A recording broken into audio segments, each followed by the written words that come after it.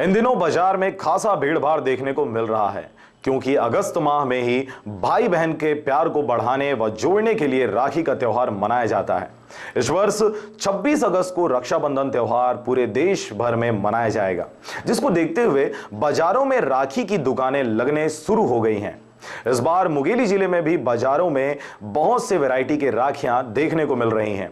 बच्चों की पसंद को ध्यान में रखते हुए छोटा भीम जैसे नए नए प्रकार की राखियां दुकानों में सज धज के भाई बहन के प्रेम को और प्रगाढ़ बनाने को तैयार हैं और इन्हें खरीदने के लिए लोगों में खासा उत्साह भी देखा जा रहा है। और यही वजह है कि लंबे समय से मुरझाए दुकानदारों के चेहरे की रौनक फिर से लौट आई है। अभी आज ही स्टार्ट हुआ है, बाकी मार्केट वैल्यू देखते देखते कुछ ऊपर तक के है और प्रयास जारी है कि जैसे जैसे ग्राहक आते जाएंगे